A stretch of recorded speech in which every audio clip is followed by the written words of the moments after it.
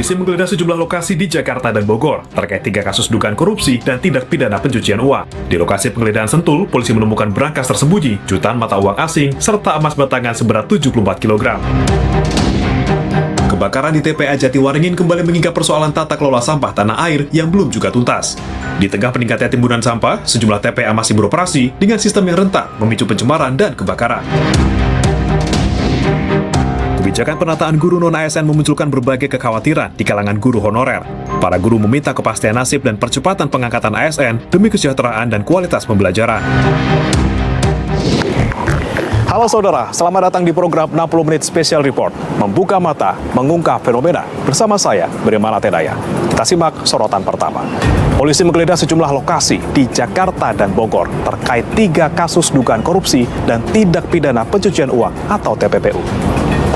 Di lokasi penggeledahan di Sentul, polisi menemukan berangkas tersembunyi, sejumlah dokumen, jutaan mata uang asing, serta emas batangan seberat 74 kg.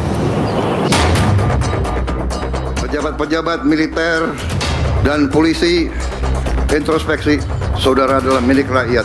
Kejaksaan demikian juga, kau juga milik rakyat. Ditemukan berangkas terkunci, setelah dibuka berisi 7 koper. Yang pertama 74 kg emas batangan. Korps Pemberantasan Tindak Pidana Korupsi Polri bersama Direktorat Reserse Kriminal Khusus Polda Metro Jaya menggeledah 12 lokasi terkait penyidikan 3 kasus dugaan korupsi. Salah satu lokasi yang digeledah adalah sebuah rumah di kawasan Sentul, Bogor, Jawa Barat. Dalam penggeledahan tersebut, penyidik menemukan sebuah berangkas berukuran besar yang tersembunyi di balik dinding. Berisi uang tunai dalam berbagai mata uang asing, diantaranya dolar Singapura dan dolar Amerika Serikat, serta emas batangan. Total nilai uang dan barang yang disita dalam rangkaian penggeledahan tersebut ditaksir mencapai 476 miliar rupiah.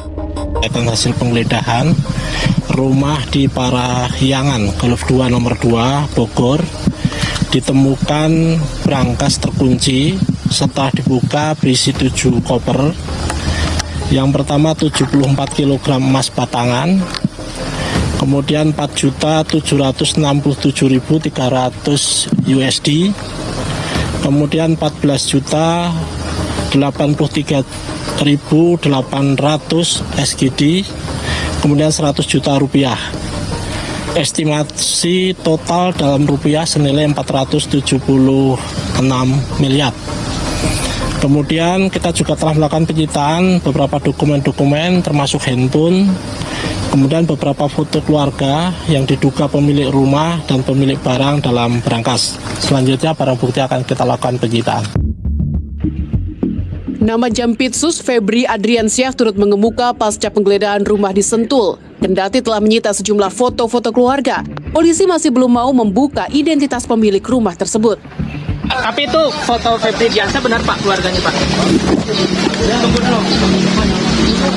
Pak, Pak, udah ngeluarin statement adanya foto itu Pak? Benar Pak? Nanti. Permisi. Masih didalami. Masih didalami ya Pak? Oke, permisi. Pak, ada lokasi tambahan nggak Pak selain yang 12 Pak? Masih dikembangkan ya? Masih dikembangkan, artinya akan bertambah Pak?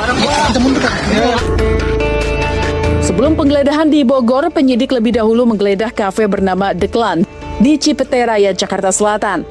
Selain kafe, penyidik juga menggeledah sebuah money changer atau tempat penukaran uang. Dari lokasi tersebut, penyidik menyita sejumlah uang dalam mata uang asing, diantaranya dolar Amerika Serikat dan dolar Singapura serta sejumlah dokumen.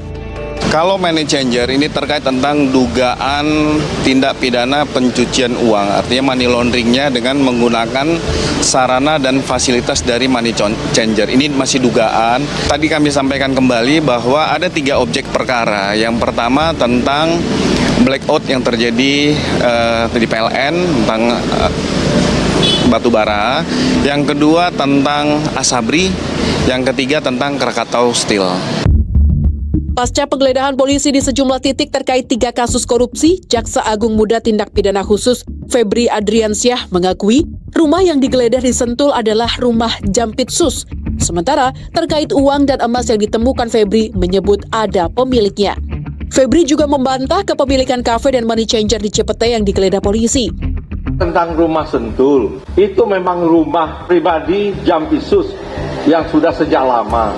Itu bisa dilihat bagaimana proses kepemilikan sejak awal. Dan mengenai uang tadi sudah saya jelaskan yang ditemukan. Bahwa itu ada pemilik, bahwa itu ada kegiatan, ada orang-orang juga terima kegiatan. Semua kami yakin dapat dipertanggungjawabkan dengan benar. Jampitsus tidak ada keterkaitan dalam bisnis yang telah diberitakan di medsos seperti di Cipete. Saat penggeledahan 12 lokasi yang dilakukan oleh polisi, rumah Jaksa Agung Muda Tindak Pidana Khusus Jampitsus Febri Adriansyah menarik perhatian publik karena adanya anggota TNI yang berjaga di sekitar rumah. Melalui keterangan tertulis yang diterima Kompas TV, Kapuspen TNI Brigjen TNI Muhammad Nas membenarkan adanya pengamanan di kediaman Febri Adriansyah. Namun Muhammad Nas menjelaskan, penugasan personil untuk menjaga kediaman jaksa merupakan permintaan Kejaksaan Agung. Sementara penggeledahan yang dilakukan Polri di sejumlah lokasi terkait penyidikan kasus dugaan korupsi merupakan proses yang berbeda dan sepenuhnya berada di bawah kewenangan Polri. Nama Jampitsus Febri Adriansyah sebelumnya pernah menjadi sorotan di tahun 2024 lalu. Saat itu ia dikabarkan dikuntit sekelompok orang.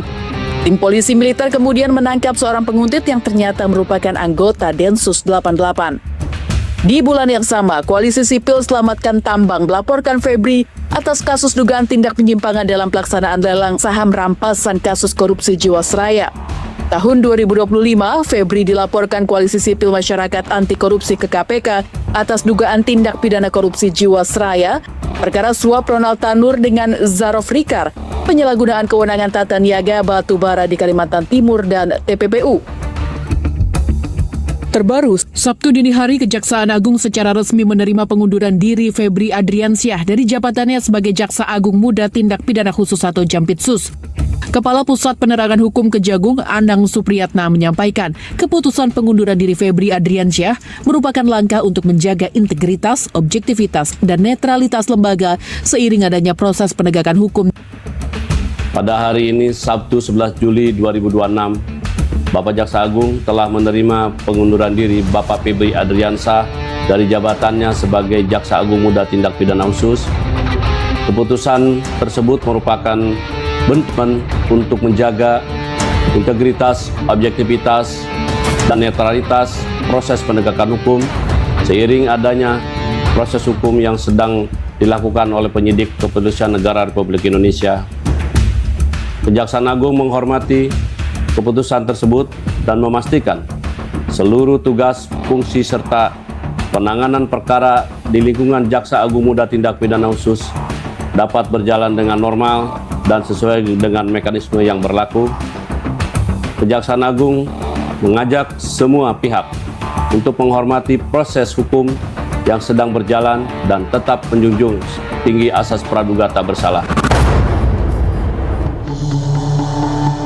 Sabtu sore, Mabes Polri menetapkan 2 orang tersangka kasus korupsi dan TPPU, salah satunya pejabat publik berinisial FA.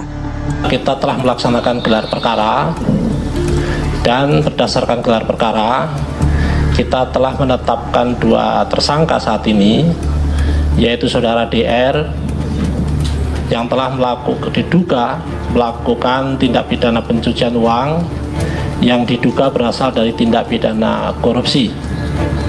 Kita telah kenakan pasal 4 dan atau pasal 5 junto pasal 10 Undang-Undang 8 2010 atau pasal 607 ayat 1 huruf B dan huruf C di KUHP yang baru.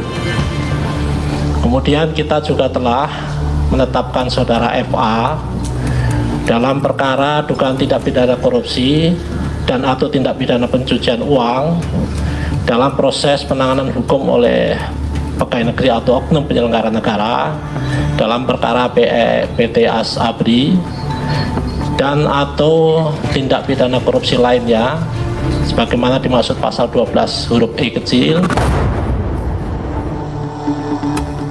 Sementara itu, PLT Jampitsus Rudi Margono menyebut pemeriksaan terhadap ex-Jampitsus Febri Adriansyah masih menunggu pelimpahan berkas perkara dari Polri.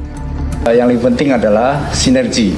Hari ini walau diserahkan kepada Jampitsus, kita tetap koordinasi sinergi dengan Kakor Tas Tipikor beserta jajaran agar ada kepastian dalam penyelesaiannya. Tentunya kami selaku penyidik, selaku Jambi akan memastikan alat bukti yang ada, barang bukti yang ada, hubungan kausalitas dengan apa yang disangkakan. Yang lebih penting juga kita tetap menghormati asas praduga tak bersalah. Pekan lalu, Korps Pemberantasan Tindak Pidana Korupsi Polri resmi meningkatkan status kasus dugaan korupsi dan tindak pidana pencucian uang dalam pengadaan pasokan batubara untuk sejumlah PLTU ke tahap penyidikan. Peningkatan status dilakukan setelah penyidik menemukan dugaan tindak pidana berdasarkan hasil penyelidikan dan alat bukti awal. Penanganan perkara dugaan tindak pidana korupsi dan tindak pidana pencucian uang terkait pengadaan pemenuhan kebutuhan pasokan batubara pada sejumlah PLTU selama periode tahun 2018 sampai dengan tahun 2026. Setidak-tidaknya penyidik menemukan adanya dugaan penyimpangan dalam proses pengadaan dan pemenuhan pasokan batubara di PLTU oleh beberapa perusahaan yang terlibat, PT OBP dan PT BLA. Direktur Penindakan Kortas Tipikor Polri, Brigjen Robertus Johannes Dedeo, mengungkap ada dugaan manipulasi dokumen terkait kualitas dan kuantitas batubara yang dipasok ke sejumlah PLTU sehingga negara dirugikan karena harus membayar sesuai nilai kontrak, meski kualitas dan volume batubara yang diterima tidak sesuai. Dipasok, kemudian manipulasi terkait dengan kuantitas batubara yang dipasok ke PLTU, serta dugaan penyimpangan yang mengakibatkan pembayaran atau harga kontrak tidak sesuai dengan kondisi pasokan yang sebenarnya atau yang real. Perbuatan atau modus tersebut kami juga berkontribusi terhadap terganggunya pasokan batubara yang berdampak terhadap terjadinya blackout atau pemadaman listrik di sejumlah wilayah di Indonesia seperti di wilayah Sumatera, sebagian Kalimantan, Jawa Tengah, Jawa Timur, dan sebagian Jabodetabek. Penyidikan masih terus berlanjut, Polri akan terus menelusuri aliran dana dan aset yang diduga berkaitan dengan perkara ini sekaligus mengungkap seluruh pihak yang bertanggung jawab. Kebakaran di TPA Jatiwaringin kembali menyingkap persoalan tata kelola sampah yang belum juga tuntas. Sesaat lagi di 60 Menit Special Report. Nah, rata-rata memang baik di nasional maupun di daerah ini masih belum punya roadmap yang konkret terutama untuk menjawab ini. Kita lakukan dari hari pertama sampai hari ini, hari 10, dan progresnya makin membaik. Karena kenapa? Karena kita menggunakan metode yang sudah tepat ya. Kita teknik pemadamannya menggunakan teknik pemadaman udara melalui waterbombing, pemadaman darat dengan menyalurkan sumber-sumber air ke titik-titik yang terjauh. Salah satu cara itu dengan menampung air di atas di tempat yang sulit. Sekitar 200 warga terdampak kebakaran di TPA Jatiwaringin, Tangerang, Banten sempat bertahan di posko pengungsian akibat kepulan asap yang menutupi permukiman. Sejumlah warga mengeluhkan gangguan pernapasan dan gatal-gatal, terutama pada lansia dan balita. Ini hari yang ke-7 sekarang. Berarti dari hari pertama sudah mengungsi? Udah. Belum boleh pulang sama Pak Lurah, soalnya masih bahaya. Katanya si asap itu mengandung gas beracun. Ada gejala kamu kayak batuk apa? Iya, radang. Oh, radang. Kayak mata perih gitu. Status tanggap darurat kebakaran TPA Jatiwaringin ditetapkan selama 14 hari, terhitung sejak 1 hingga 14 Juli. Namun pada 9 Juli, warga yang sempat mengungsi dilaporkan telah kembali ke rumah masing-masing karena kepulan asap telah mereda. Berkaitan dengan yang diungsikan. Oke. Sampai saat ini kita mendapatkan laporan dari Pak Camat sudah kembali ke rumahnya masing-masing sehubungan dengan tidak ada asap yang mengarah ke wilayah barat. Mudah-mudahan seterusnya tidak ada asap. Kalau ada asap di wilayah barat, pastinya juga lurah dengan Pak Camat siap-siap juga antisipasi sudah. Kebakaran di tempat pemrosesan akhir atau TPA bukanlah fenomena baru. Sepanjang Agustus hingga Oktober 2023, BNPB mencatat sedikitnya terdapat 14 kebakaran TPA di berbagai daerah di Indonesia. Di Jawa Barat terdapat 5 TPA terbakar, Banten 1 TPA terbakar, Jawa Tengah 2 titik TPA terbakar, Jawa Timur ada 1 TPA terbakar, Bali ada 2 TPA terbakar, Sulawesi 2 TPA terbakar, serta di Lampung 1 TPA terbakar. Kondisi cuaca ekstrim dan akumulasi gas metana dari timbunan sampah menjadi faktor utama pemicunya. Persoalan sampah tak terhenti di TPA. Sampah yang tak tertangani dengan baik pada akhirnya juga mencemari laut, bahkan membentuk pulau sampah di pesisir Jakarta. Beberapa pekan lalu di Muara Kali Adem Penjaringan Jakarta Utara, muncul pulau sampah sepanjang sekitar 400 meter. Daratan baru ini terbentuk dari sedimentasi lumpur yang bercampur timbunan sampah plastik. Fenomena tersebut dipicu buruknya pengelolaan sampah yang diperparah angin musim barat dan arus laut yang mengumpulkan sampah di kawasan Teluk Jakarta, termasuk Muara Angke. Walhi menilai permasalahan TPA di Indonesia dipicu oleh mandeknya peraturan Presiden nomor 18 tahun 2008 tentang pengelolaan sampah yang seharusnya sudah berpindah dari konsep open dumping ke sanitary landfill. Sanitary landfill merupakan penataan sampah dengan cara diratakan, dipadatkan, ditimbun lapisan tanah untuk kurangi bau dan gas metana untuk mengurangi risiko kebakaran. Terutama dalam hal ini adalah penerapan tadi di 2 aturan, pembatasan plastik sekali pakai hingga pengelolaan organik hingga menahan sampah organik hingga tidak menjadi satu penumpukan ataupun kita sebutnya sebagai pengelolaan sampah di hulunya, itu memang membutuhkan rencana dalam jangka panjang seperti apa rencananya, dalam jangka pendek seperti apa. Nah, salah satu yang memang harus dipenuhi di sini adalah kita bicara soal roadmap-nya. Nah, rata-rata memang baik di nasional maupun di daerah ini masih belum punya roadmap yang konkret terutama untuk menjawab ini. Sehingga ini jadi masalah yang berlarut-larut. Pakar Lingkungan Universitas Indonesia melihat kebakaran di TPA bukan sebuah insiden, melainkan alarm krisis tata kelola sampah. Solusi diperlukan tak hanya di hilir, tapi juga dari hulu melalui pemilahan sampah. Sehingga kita tidak bisa lagi mengandalkan TPA open dumping seperti yang kebanyakan kita lakukan sekarang. Sehingga dari aspek TPA itu harus bertransisi mulai dari open dumping sampai ke sanitary landfill gitu ya. Jadi ya tentu saja dipadatkan, dikelola dengan baik, termasuk lindinya, termasuk gas metana tadi yang kalau tidak ditangkap dia akan menjadi emisi gas rumah kaca. Dan intinya adalah bahwa solusi ini sudah saatnya adalah solusi hulu dan hilir. Demikian juga di urusan hulu ya, kita pemilahan sampah masih belum terjadi, termasuk juga infrastruktur dasarnya untuk mendukung pemilahan sampah dari hulu. Berdasarkan data Sistem Informasi Pengelolaan Sampah Nasional SIPSN, timbulan sampah nasional sepanjang 2025 mencapai lebih dari 31,6 juta ton yang didominasi oleh sampah rumah tangga sebesar 57,83%. Dari timbulan sampah tersebut, 13,8 juta ton berakhir di TPA. Pemilahan dan pengolahan sampah di hulu seperti sampah rumah tangga bisa mengurangi beban TPA. Masyarakat bisa memilah sampah mulai dari sampah organik seperti sampah makanan, sampah anorganik seperti plastik, logam, karet yang bisa didaur ulang, sampah residu seperti popok dan pembalut, serta mengurangi penggunaan barang sekali pakai, serta memanfaatkan kembali material yang masih memiliki nilai guna. Pengolahan sampah harus jadi tanggung jawab bersama agar tercipta lingkungan bersih, sehat, dan berkelanjutan.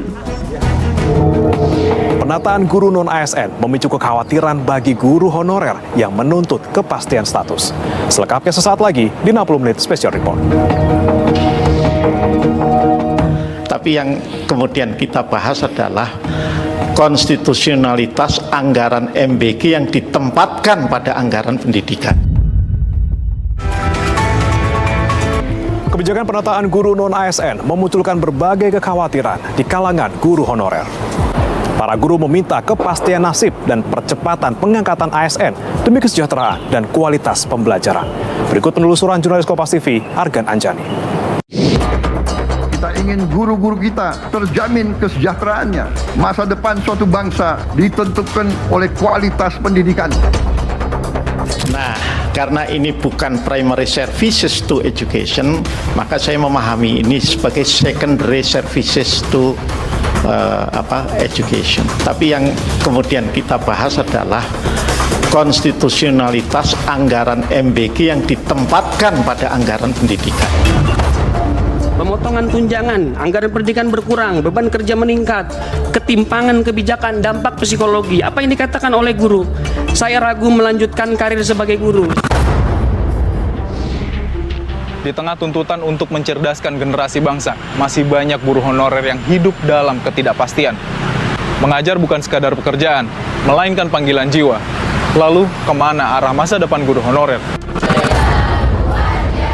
Penghasilan tidak mencukupi, keterlambatan gaji, fasilitas pendidikan berkurang, tunjangan terlambat, kesempatan diangkat P3K tidak ada, ketidakpastian karir guru, kesejahteraan menurun, pemotongan tunjangan, anggaran pendidikan berkurang, beban kerja meningkat, ketimpangan kebijakan, dampak psikologi. Apa yang dikatakan oleh guru? Saya ragu melanjutkan karir sebagai guru. Miris, begitulah kesaksian Iman Zanatul Hairi, guru Madrasah Aliyah Al-Sakafah, sekaligus Kepala Bidang Advokasi Guru Perhimpunan Pendidikan dan Guru atau P2G Juni lalu. Ia mengkurasi aduan dan cerita sejumlah guru dari berbagai daerah di Indonesia di hadapan Majelis Hakim MK dalam sidang uji materi Undang-Undang Nomor 17 Tahun 2025 tentang Anggaran Pendidikan 2026. Ungkapan Iman itu merupakan cermin kegelisahan guru honorer di berbagai daerah yang dibayangi ketidakpastian masa depan. Di tengah berbagai ketidakpastian itu, pemerintah melalui Surat Edaran Menteri Pendidikan Dasar dan Menengah atau Mendikdasmen Nomor 7 Tahun 2026 menyatakan istilah guru honorer tidak lagi digunakan dalam regulasi mulai tahun 2027. Kebijakan ini pun menambah kegelisahan guru yang masih berstatus honorer atau non-ASN, terutama terkait kejelasan status, kesejahteraan, dan kelanjutan karir mereka. Lina Wahyuni, perempuan 29 tahun asal Cirebon, Jawa Barat, menjadi salah satu guru yang merasakan kekhawatiran atas penghapusan status guru honorer. Ia mengaku terpanggil menjadi tenaga pendidik karena keinginan mengabdi di dunia pendidikan. Lina menyelesaikan pendidikannya di jurusan bimbingan konseling pada tahun 2020. Jadi kan saya itu kan lulus kuliah tahun 2020 dengan jurusan bimbingan konseling Islam yang notabene itu bukan jurusan pendidikan. Tapi kemudian orang tua berharap anaknya menjadi guru. Meski tidak langsung mendapatkan kesempatan menjadi guru, Lina berupaya mengikuti program pendidikan profesi atau PPG dari Kementerian Pendidikan Dasar dan Menengah. Perempuan yang kini tengah mengandung anak pertamanya ini akhirnya mendapatkan kesempatan menjadi guru pada pertengahan tahun 2025 dan resmi menjadi guru honorer di SMP Negeri 2 Palimanan yang berlokasi tak jauh dari rumahnya. Di tengah kebahagiaannya menjadi guru, Lina masih menyimpan kesedihan. Hampir 1 tahun mengajar, ia mengaku belum pernah menerima gaji sekalipun. Meski demikian, Lina menyadari kondisi tersebut merupakan kesepakatan dengan pemerintah setempat karena belum tersedia alokasi dana untuk guru honorer. Ya, sebetulnya kita dari awal sudah ada kesepakatan sama pihak sekolah, sudah diberitahu karena memang peraturan dari pemerintah daerah Kabupaten Cirebon itu untuk guru honorer itu tidak diberikan upah. Jadi ya sama ini tidak diberikan upah atau gaji. Untuk memenuhi kebutuhan sehari-hari, Lina mengandalkan penghasilan suaminya yang bekerja sebagai buruh angkut. Belum lama mengabdi sebagai guru honorer, Lina kembali dihantui rasa khawatir. Pasalnya, berdasarkan Surat Edaran Menteri Pendidikan Dasar dan Menengah atau Mendikdasmen Nomor 7 Tahun 2026, penugasan guru non-ASN pada satuan pendidikan pemerintah daerah dibatasi hingga 31 Desember 2026. Agak sedih ya gitu kalau misalkan ini kalau ia diberhentikan bagaimana anak-anak nantinya gitu. Karena ya memang di SMP 2 Palimanan itu memang sangat membutuhkan guru BK gitu. Lina berharap pemerintah tetap berpihak pada guru honorer agar mereka masih dapat mengajar dan mendapat jaminan kesejahteraan. Sementara itu, Direktur Jenderal Guru dan Tenaga Kependidikan Kemendikbudrismen Nunuk Suryadi menegaskan, terbitnya surat edaran terbaru terkait penataan tenaga pendidik non-ASN bukan untuk menghentikan keberadaan guru honorer. Nunuk menyebut, guru honorer masih dibutuhkan selama proses pembelajaran berlangsung dan kebutuhan tenaga pengajar belum terpenuhi. Lalu mengapa SE ini terbit nomor 7 tahun 2026? Karena sebenarnya diterbitkannya SE ini ada 3 tujuan. Yang pertama, menjamin pembelajaran tetap berjalan, memberikan kepastian penugasan kepada guru, dan menjadi landasan bagi Pemda dalam menggaji guru. Paling tidak ini menjadi landasan masa transisi untuk tetap memperkerjakan guru non-ASN itu, karena memang sejatinya keberadaan mereka masih dibutuhkan. Koordinator Nasional Jaringan Pemantau Pendidikan Indonesia atau JPPI, Ubaid Matraji menyebut, terbitnya surat edaran Menteri Dikdasmen dinilai sebagai bentuk pemberhentian guru honorer secara sepihak. Menurutnya, berkurangnya jumlah guru berisiko memperburuk kualitas pendidikan. Mungkin banyak pihak yang mengklarifikasi bahwa ini bukan pemecatan, tetapi mau tidak mau konsekuensi dari surat edaran ini adalah pemecatan, pengusiran guru honorer. Ya pasti ini akan memperburuk kualitas pendidikan di Indonesia gitu. Jadi melindungi, meningkatkan kualitas dan mensejahterakan guru honorer ini adalah kewajiban yang mendesak, yang penting, yang harus diambil oleh pemerintah, bukan malah sebaliknya ya, memecat guru-guru honorer ini. Mengutip data Kementerian Pendidikan Dasar dan Menengah, jumlah tenaga pendidik di Indonesia mencapai lebih dari 3 juta guru. Dari jumlah itu, lebih dari 1.500.000 guru mengajar di tingkat sekolah dasar. Sementara, sekitar 685.000 guru berada di tingkat sekolah menengah pertama dan lebih dari 670.000 guru di tingkat menengah atas serta kejuruan. JPPI menilai kesejahteraan guru honorer masih belum sebanding dengan beban kerja mereka karena masih banyak guru honorer yang menerima upah di bawah Rp500.000 setiap bulannya. Ini tidak terjadi hanya di guru-guru yang di luar Jawa atau di daerah pedalaman. Gaji guru yang sangat tidak manusiawi ya, 200.000, 300.000, ini terjadi di guru honorer di kota-kota termasuk di Jakarta ya. Tetapi ternyata Presiden memilih tidak mensejahterakan guru tapi memilih memanjakan karyawan-karyawan SPPG. Itu konyol sekali. Sangat kontras dengan nasib guru-guru honorer di sekolah ini. Apa artinya 300.000, 200.000? Untuk makan saja udah sangat tidak cukup ya. Terbaru dalam sidang perkara uji materi Undang-Undang APBN tahun 2026 terkait anggaran pendidikan awal Juli lalu.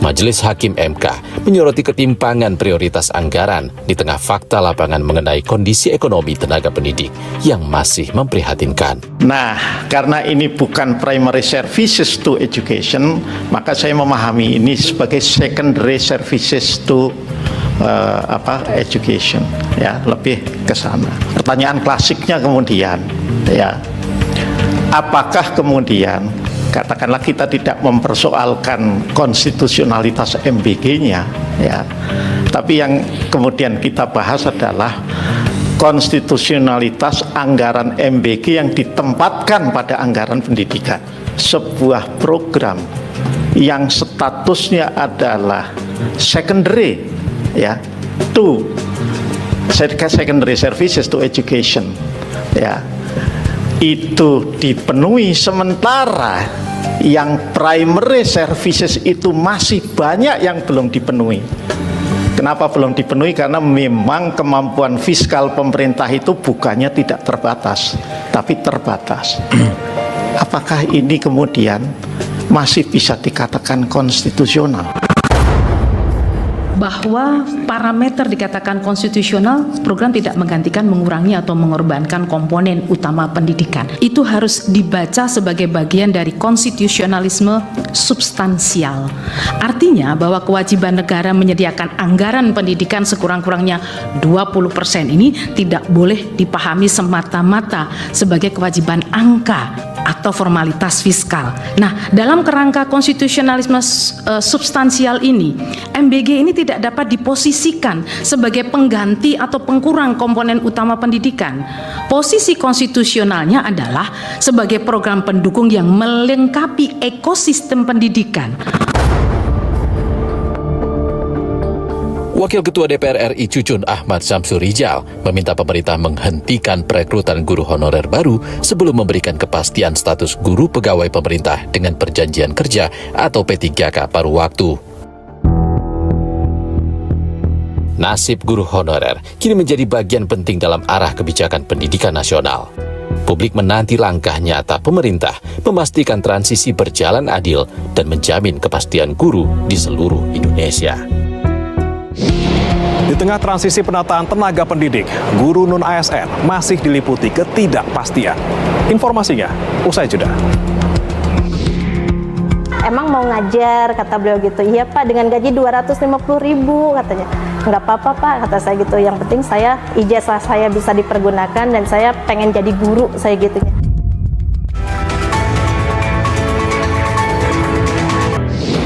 Di tengah masa transisi kebijakan penataan tenaga pendidik, ketidakpastian masa depan masih dirasakan oleh guru non-ASN. Namun pengabdian bertahun-tahun dan penghasilan yang terbatas tidak menghalangi guru honorer untuk terus mendidik dan mencerdaskan generasi bangsa.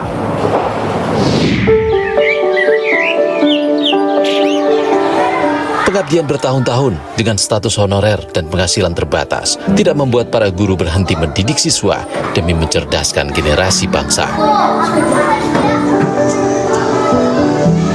Perjalanan panjang, Anita Nurmayuningsih, guru berstatus pegawai pemerintah dengan perjanjian kerja atau P3K penuh waktu di Kabupaten Tangerang, Banten, bukanlah hal yang mudah.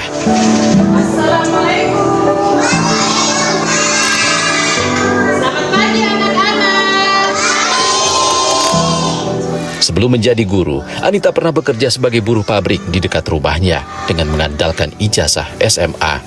Kemudian ia terpanggil untuk menjadi pendidik dan melanjutkan pendidikan di bangku kuliah dengan jurusan pendidikan guru sekolah dasar. Sebenarnya sebelum mengajar saya pernah kerja di pabrik juga ya Pak ya. Memang sih tuntutan dari cita-cita dari kecil itu karena saya dari keluarga yang tidak mampu. Jadi anak pertama, tulang punggung keluarga. Begitu lulus sekolah, saya kerja di pabrik yang berada di kawasan Belaraja. Begitu kerja kan dengan gaji yang cukup lumayan lah bagi kami gitu ya. 1,4 setiap bulan. Selama kerja itu kita buat apa nih kita selama ini kerja gitu. Akhirnya saya pribadi memutuskan untuk sambil kuliah, jadi kerja sambil kuliah gitu. Walaupun pendapatan ke orang tua berkurang karena tadi kan biaya itu kan separuhnya untuk kuliah. Kuliah D2 PGSD. Pada tahun 2006, Anita memutuskan banting setir dari buruh pabrik berupah UMR menjadi guru honorer dengan penghasilan sekitar Rp250.000 saat itu. Anita menganggap profesi guru bukan sekadar pekerjaan, melainkan panggilan hati. Saya hidup dari keluarga yang tidak mampu gitu. Pada waktu itu kan kami kan bayar SPP ya. Jadi itulah yang bikin hati saya, ya kalau saya jadi guru adik-adik saya nggak harus bayaran gitu. Pas kebetulan yang saya ajak ngobrol itu beliau menjabat sebagai kepala sekolah. Ditanyalah oleh beliau, emang mau ngajar, kata beliau gitu. Iya Pak, dengan gaji 250.000 katanya. Nggak apa-apa Pak, kata saya gitu. Yang penting saya ijazah saya bisa dipergunakan dan saya pengen jadi guru, saya gitunya. Hasil menjadi guru honorer tidak mencukupi untuk memenuhi kebutuhan sehari-hari. Saat itu, Anita sempat membuka toko kelontong di rumahnya untuk menambah penghasilan keluarga. Penantian yang dinanti akhirnya tiba pada tahun 2023. Setelah 17 tahun mengabdi sebagai guru honorer, Anita lolos seleksi pengangkatan menjadi pegawai pemerintah dengan perjanjian kerja atau P3K penuh waktu yang diselenggarakan Kementerian Pendidikan Dasar dan Menengah. Anita pun mendapat gaji 2,9 juta rupiah per bulan dan berharap pemerintah dapat segera mengangkat seluruh guru honorer menjadi pegawai pemerintah dengan perjanjian kerja atau P3K. Alhamdulillah ya Pak ya, sujud syukur saya. Setiap ujian, terkadang kan saya ke anak, doakan mama ya, mau ujian supaya mama punya gaji. Terus anak, kok mama tanya, ujian melulu kapan lulusnya? Ya mudah-mudahan aja mama punya gaji kayak guru-guru yang lain, kayak saudara-saudara kamu yang sudah pegawai negeri.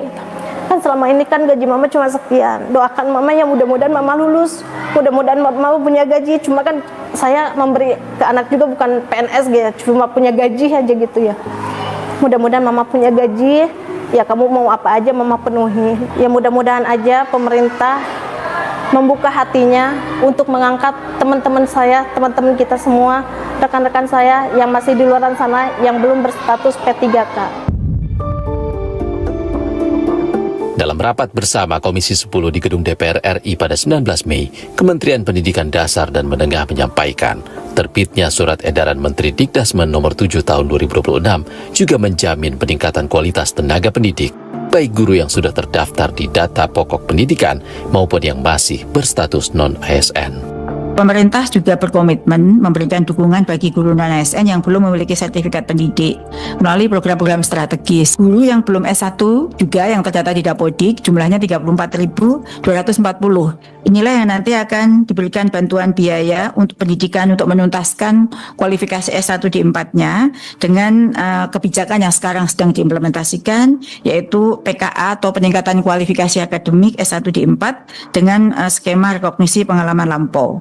Sedangkan masih terdapat di antara mereka ada 65.000 yang belum berserdik tadi, yang belum berserdik 65.191.000 yang akan diikutkan dalam pendidikan profesi guru tertentu. Berdasarkan Surat Edaran Nomor 7 Tahun 2026, Kemendikdasmen menyampaikan bahwa kebijakan tersebut juga bertujuan meningkatkan kesejahteraan guru non-ASN. Guru non-ASN atau honorer yang terdaftar dalam Dapodik atau memiliki sertifikat pendidik akan mendapatkan tunjangan sekitar 2 juta rupiah per bulan. Sedangkan bagi guru yang belum memiliki sertifikat pendidik akan menerima tunjangan sekitar 400.000 rupiah setiap bulannya.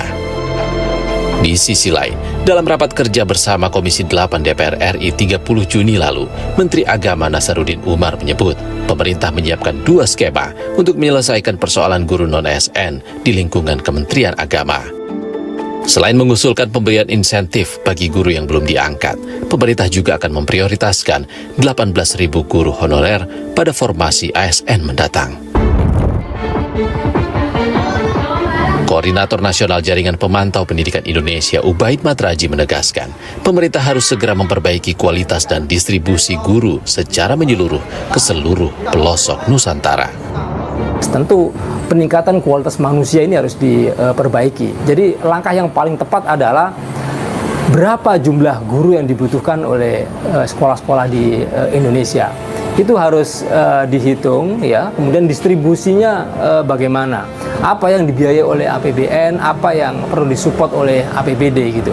Nah, ketika itu sudah terpenuhi ya, kita butuh guru berapa, lokasinya di mana, sekolah mana saja yang dilibatkan. Tentu ini lebih tepat sasaran, sehingga anggaran pendidikan baik yang bersumber dari APBN maupun APBD ini berpihak pada peningkatan kualitas guru, kesejahteraan guru, dan otomatis ini akan meningkatkan kualitas pendidikan di Indonesia. JPPI menilai pemerintah masih belum optimal meningkatkan kualitas guru dan pendidikan. Padahal anggaran pendidikan yang mencapai lebih dari 700 triliun rupiah dianggap sudah besar dan seharusnya dapat dimaksimalkan untuk memenuhi kebutuhan dasar pendidikan. Dari sisi fiskal ya, baik kemampuan APBN maupun APBD. Sebenarnya kita punya anggaran pendidikan yang cukup besar sekali ya, lebih dari 700 triliun. Itu kalau dikelola untuk kebutuhan dasar pendidikan itu berlebih ya. Termasuk untuk meningkatkan kualitas guru, mensejahterakan guru, itu kita berlebih dengan dana lebih dari 700 triliun. Itu baru dari APBN, belum dari APBD gitu. Tetapi kan fokus kemudian prioritas pada guru ini pemerintah tidak mau. Wakil Ketua Komisi 10 DPR lalu Hadrian Irvani juga mendorong pemerintah untuk mengambil alih tata kelola guru ke tingkat pusat karena tekanan fiskal pemerintah daerah dinilai tidak mampu menggaji guru non-ASN. Ya, salah satunya itu bahwa pemerintah daerah kita hari ini dengan tekanan fiskal yang mereka hadapi tentu tidak akan mampu, tidak akan kuat untuk menggaji guru. Sementara kebutuhan guru di daerah masing-masing itu sangat luar biasa sekali jumlahnya. Agar guru-guru kita tidak lagi terlibat politik praktis, agar guru-guru kita lebih profesional, kemudian mulai dari rekrutmen, mutasi, kemudian pemberian reward kepada yang berprestasi, tentu ada mekanisme yang benar.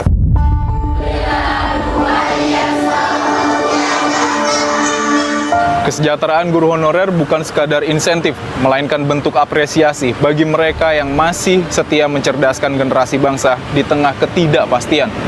Sebab tanpa jaminan kehidupan yang layak bagi para guru, masa depan pendidikan Indonesia ikut dipertaruhkan. Saudara, kami tutup 60 menit special report edisi kali ini. Saya Beriman Atenaya pamit, sehat selalu, sampai jumpa.